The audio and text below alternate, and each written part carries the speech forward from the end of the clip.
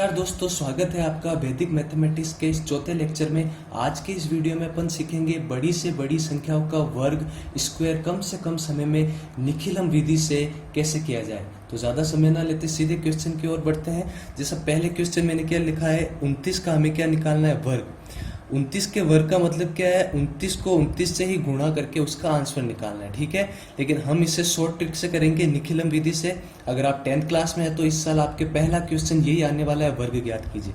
तो ज़्यादा समय ना लेके सीधा क्वेश्चन करते हैं। देखिए, आपको पता ही चल गया होगा अभी तो, निखिलम विधि में 3 वैल्यू आपको फाइंड करनी है। आधार तो संख्या 95 से कम है तो आधार तो हो गया आपका 10। अब देखो जो 29 है, 29 किसके ज्यादा नजदीक है, तो 30 के ज्यादा नजदीक है। तो 10 से हमें जाना है 30 में, तो 10 को किससे गुणा करना पड़ेगा, 3 से। तो उपाधार कितना आ गया, 3। अब निकालना है विचलन। विचलन निकालने का सूत्र संख्या में से आधार और उपाधार का गुणा घटाना है। तो संख्या कितनी है, 29, और 29 को कितनी बार लिखना है, 2 बार, क्योंकि इसको 2 बार गुणा करना है, ठीक है। 29 और 29, यहाँ भी माइनस, यहाँ भी माइनस। आधार और उपाधार का गुणा कितना है, 10 और 3 को गुणा करा, 30 यहाँ भी और 30 यहाँ भी। देखो घटाएंगे, यहाँ भी 1 आएगा, यहाँ भी 1 आएगा, लेकिन चिन्ह कौन सा आएगा, माइनस का, क्योंकि माइनस की संख्या बड़ी है, ठीक है। अब सीधा एक तरफ तो आप लिखिए संख्या और दूसरी तरफ आप क्या लिखेंगे, विचलन, ठीक है। संख्या अपने पास कितना है, 29, इसको स्तंभ के रूप में लिखे। इसके सामने इसका विचलन -1 और -1। अभी तक तो आपको निखिलम से गुणा करना आ ही गया होगा। एक लाइन तो क्रॉस वाली जाएगी जो प्लस का काम करेगी, और एक लाइन पीछे से जाएगी जो मल्टीप्लाई यानी गुणे का काम करेगी।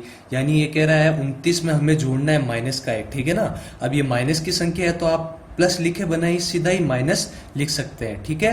कोष्टक में बंद करने के बाद किससे गुणा करना है, उपाधार अंक से, ठीक है।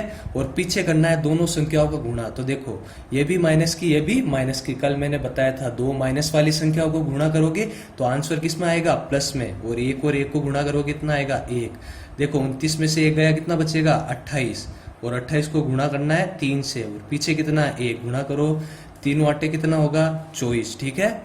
24 का 4, हासिल का कितना जाएगा आपके, 2। 3 दूनी 6 और 2 8, और पीछे कितना है, 1। अगला नियम क्या था, अगला स्टेप, के जितने आधार में 0, पहले खंड को छोड़कर बाकी सब खंड में उतनी अंकों की संख्या। तो देखो आधार में 1 0 है और पहले खंड को छोड़कर एक ही खंड है, और उसमें भी कितनी अंक की संख्या आ रही है, 1 अंक की।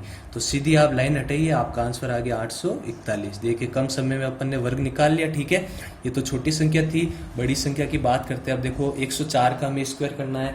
अब की बार देखो संख्या अपने 95 से बड़ी है तो आधार कितना हो जाएगा, 100। अब ध्यान से देखो ये 104 किसके ज्यादा नजदीक है, तो ये 100 के ही ज्यादा नजदीक है ना। तो 100 को वापस 100 बनाने के लिए किससे गुणा करोगे, 1 से गुणा करोगे। तो उपाधार अंक कितना आ गया, 1। अब निकालो विचलन। तो संख्या में से आधार और उपाधार का गुणा घटाना है। संख्या कितनी है, 104, इसको 2 बार लिखना है क्योंकि वर्ग ज्ञात करना है ना हमें। दोनों में से घटा दो आधार और उपाधार का गुणा, 100 और ये 100। तो 104 में से 100 गया, यहाँ भी 4 बचेगा और यहाँ भी कितना बचेगा, 4। अब की बार बड़ी वाली संख्या प्लस की है, इसलिए चिन्ह भी प्लस का आएगा। सीधा एक तरफ लिखो संख्या, एक तरफ आप क्या लिखोगे, विचलन। संख्या को लिखना है स्तंभ के रूप में, ठीक है। इसके सामने इसका विचलन, यहाँ भी 4 और यहाँ भी 4, ठीक है। क्या करना आपको, एक तो क्रॉस लाइन जाएगी जो प्लस का काम करेगी, और एक पीछे वाली लाइन जाएगी जो मल्टीप्लाई यानी गुणे का काम करेगी। तो ये क्या कह रहा है अपन को, 104 में हमें जोड़ना है कितना, 4। जोड़ के कोष्टक में बंद करने के बाद किससे गुणा करते हो, उपाधार अंक से, ठीक है ना। तो उपाधार अंक कितना है, 1, तो 1 से गुणा करो, और पीछे गुणा करना है दोनों संख्याओं के विचलन को। तो 4 और 4 को गुणा करोगे कितना आएगा, 16। 104 में 4 को जोड़ोगे कितना आएगा, 108, और 108 को 1 से गुणा करोगे वापस 108 ही आएगा, और पीछे वाले खंड में कितना है, 16। देखो लास्ट स्टेप क्या बताया मैंने, आधार में जितना 0, पहले खंड को छोड़कर जितने खंड आए उसमें उतने ही अंकों की संख्या। तो पहले खंड को छोड़कर एक खंड है और आधार में 0 कितना है, 2 0, और उसमें अंक भी कितने आ रहे हैं, 2 अंक। तो कुछ नहीं करना है, सीधा लाइन हटाओ, आंसर आ गया आपके। ये देखो कम ही समय में आंसर आ गया। इससे भी बड़ी संख्या लेके देख लेते हैं, ठीक है। अब की बार अपन ले रहे हैं 506। तो देखो वापस संख्या 95 से बड़ी हो गई तो आधार तो सीधा 100 पर जाएगा। अब ध्यान से देखो ये संख्या किसके ज्यादा नजदीक है, ये 506 किसके ज्यादा नजदीक आ रही है, 500 के नजदीक आ रही है, ठीक है। तो 100 से हमें जाना है 500 में, तो 100 को किस संख्या से गुणा करोगे, 500 बन जाएगा, तो 5 से गुणा करना पड़ेगा, ठीक है ना। और वैसे भी मैंने बताया था जो अगला अंक होता है वो उपाधार अंक का काम करता है। ऊपर वाले क्वेश्चन में भी आप देखोगे ना, तो जो ऊपर वाला अंक था ज्यादा करके क्वेश्चन में ऐसा ही होता है, कुछ क्वेश्चन ऐसे आ जाते हैं जिसमें ये मेथड काम नहीं करता, बाकी जो आगे वाला अंक होता है वही उपादान अंक का काम करता है, ठीक है ना। अब देखो तो 506 है, अब निकालना है विचलन, तो संख्या माइनस आधार इंटू उपादान, संख्या कितनी है 506, ठीक है, कितनी बार लिखना है उसको 2 बार, और आधार और उपादान का गुणा घटा दो, तो 100 को 5 से गुणा करा 500, और यहाँ भी कितना आएगा 500, दोनों को घटाओगे कितना आएगा 6 और 6। तो एक तरफ तो संख्या लिखो और एक तरफ क्या लिखो आप विचलन लिख दो, ठीक है, संख्या और विचलन 506 और ये कितना आ गया 506, ठीक है ना।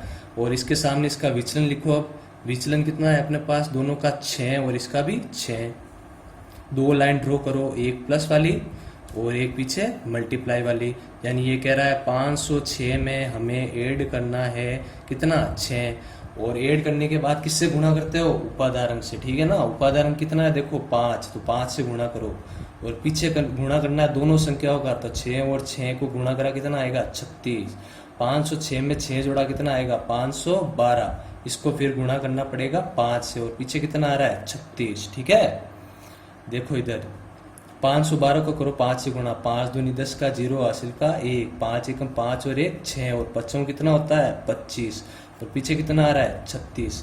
आधार में जितना जीरो है ना, वो आधार में जितने जीरो आएंगे पहले खंड को छोड़कर बाकी सभी खंड में उतने अंकों की संख्या, तो आधार में 0 2 है, और पहले खंड को छोड़कर जो दूसरा खंड है उसमें संख्या भी कितनी है 2 अंकों की, तो सीधा लाइन हटाओ, आपके आंसर आ गया कितना 25 60 36।